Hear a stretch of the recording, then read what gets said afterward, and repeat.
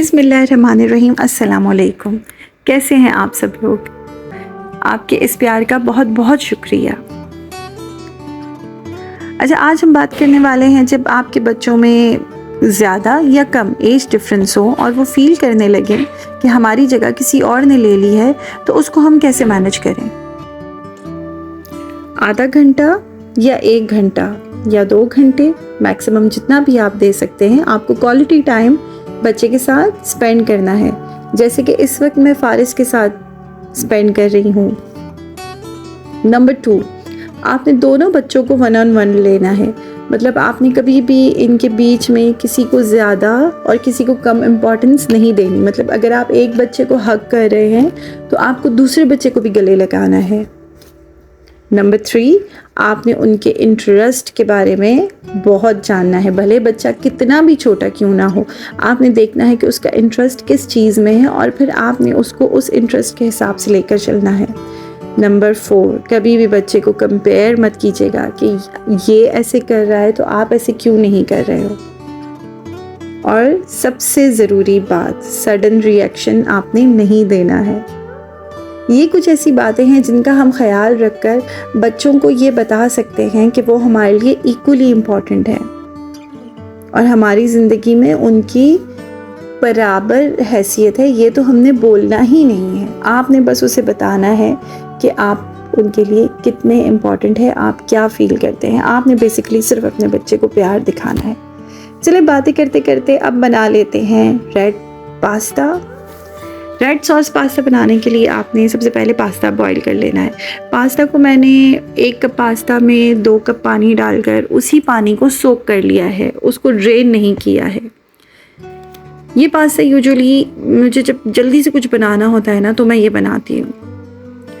मैंने प्याज को बहुत बारीक चॉप कर लिया है और अब मैं इसको 2 टेबलस्पून ऑयल में शामिल कर रही हूँ। इसको मैं सौते कर लूँगी। जब तक ये सौते होंगे मैं टमाटर के छिलके उतार लूँगी और उनको बहुत फाइन चॉप करूँगी। मतलब जितना बारीक, जितना छोटा आप उसको चॉप कर सकते हैं ना, टमाटर को आप चॉप करें।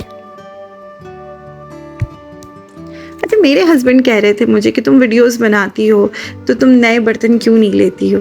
तो वाकई देखने में इतना अच्छा नहीं लगता है, आई एग्री विद दैट।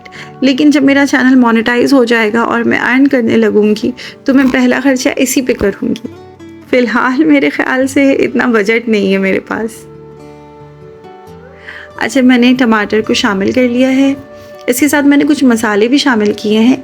ये है मेरे पास रोस्टेड ज़ीरा और धनिया। मतलब ये मैंने तवे पे रोस्ट कर लिए थे और इनको मैंने चॉप करके रख लिया है। ये है कश्मीरी लाल मिर्च। आप चाहें तो लाल मिर्च डाल सकते हैं, लेकिन मेरे बच्चे इतने शौक़ से मिर्ची वाली चीज़ पसंद नहीं करते और मुझे ये फारिस को भी खिलाना है, तो इसलिए मैंने इसमें लाल मिर्ची बिल्कुल भी नहीं डाली। आप चाहें तो कुटी लाल मिर्च भी डाल सकते हैं, पिसी भी डाल सकते हैं और दोनों थोड़ी थोड़ी भी डाल सकते हैं। कश्मीरी लाल मिर्च का कलर भी बहुत अच्छा होता है।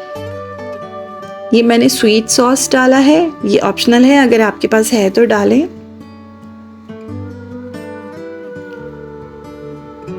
इसके बाद हमने जो है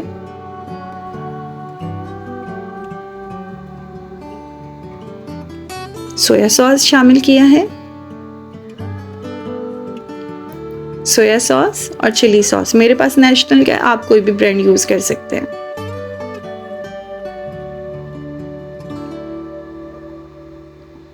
यंग मायोनीज।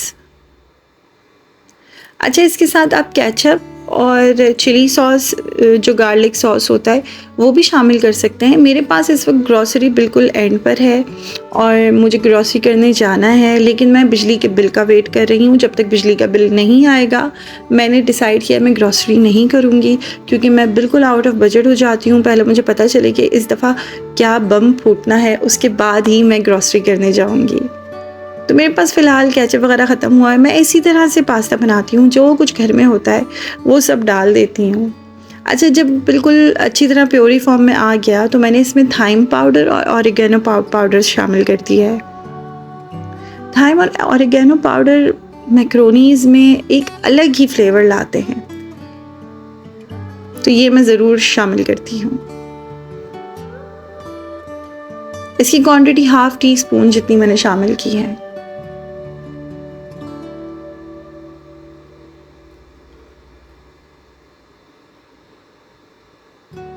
मेरे पास ऑरिगेनो रोज़मेरी का है, आप चाहें तो किसी भी ब्रांड का इस्तेमाल कर सकते हैं।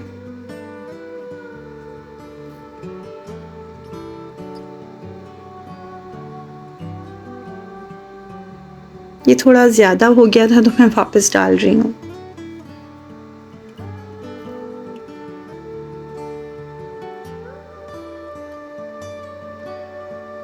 इनको मैंने अच्छी तरीके से मिक्सअप कर लिया है। अब आप ये देखें ये कितने स्टिकी हो रहे हैं। स्टिकी ये इसलिए हो रहे हैं क्योंकि मैंने इसका पानी ड्रेन नहीं किया था, इसी में रहने दिया था। बिना कट किए हुए मैं आपको ये भी दिखाऊंगी कि ये हल्के ही आंच पे गर्म हो रहे हैं और ये किस तरह से एक दूसरे अलग और खिले खिले हो गए। इसको थोड़ा सा जूसी बनाने के लिए मैंने इसमें मिल्क भी ऐड किया है। आप फ्रेश मिल्क या डब्बे का मिल्क कोई भी यूज़ कर सकते हैं। और ये देखिए ये हल्के हल्के गर्म भी होते जा रहे हैं और एक दूसरे से अलग भी होते जा रहे हैं।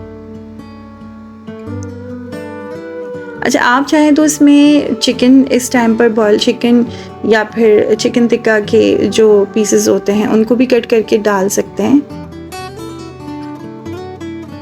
मेरे बच्चे इसी तरह ज़्यादा पसंद करते हैं तो मैंने इसी तरह बनाया है।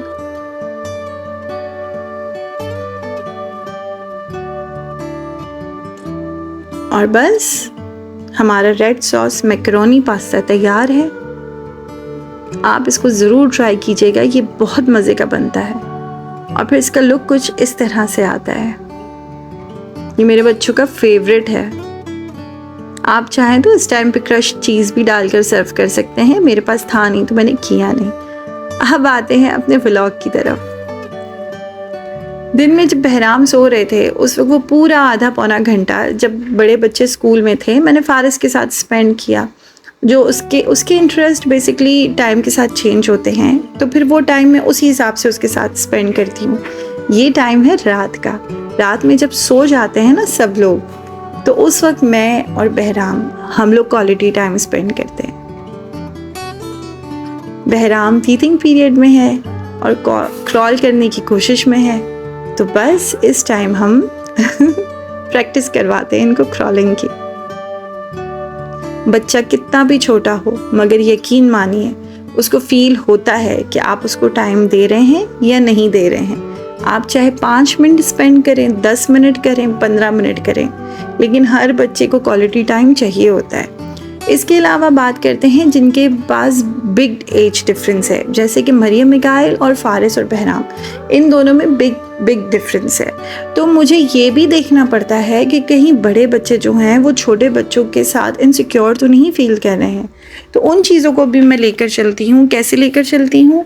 मैं उनको ये बताती हूँ कि जैसे मैं इनकी मदर हूँ, ये मेरी रिस्पॉन्सिबिलिटी है, उसी तरह उनकी भी कोई रिस्पॉन्सिबिलिटी है। वो इस एज में है कि इस वक्त वो अपने आप को एडजस्ट कर रहे हैं माहौल के हिसाब से। तो बस मैंने उनको यही समझाया हुआ है कि आपने अपनी रिस्पॉन्सिबिलिटीज़ में क्या क्या चीज़ें शामिल करनी है, जिसमें सबसे पहली प्रायोरिटी अच्छा इंसान बनना है। और एक अच्छा इंसान वही होता है जो अपने से बड़ों की इज़्ज़त करता है, अपने से छोटों से प्यार करता है। मेरी कोशिश यही रहती है कि मेरे किसी भी बच्चे में कंपैरिजन ना हो कि मैं बोलूं कि वो ऐसा है तो तुम ऐसी क्यों हो, ये इसने ऐसा किया तो तुमने ऐसा क्यों नहीं किया, या फिर आपने क्लास में टॉप आना है, सबसे आगे निकलना है। नहीं, बस मैंने यही कोशिश की है कि मैं उनको ये समझाऊं कि आपने अच्छा इंसान बनना है। इसी के साथ ख़त्म करते हैं आज के व्लॉग को। आप सबने जो मुझे मोहब्बत दी है उसका बहुत शुक्रिया। अपने चैनल की ग्रोथ को देखकर मुझे अंदाज़ा हो रहा है कि आप लोग भी मुझसे इतना ही प्यार करते हैं। जल्दी मिलते हैं नेक्स्ट व्लॉग में। अल्लाह हाफ़िज़।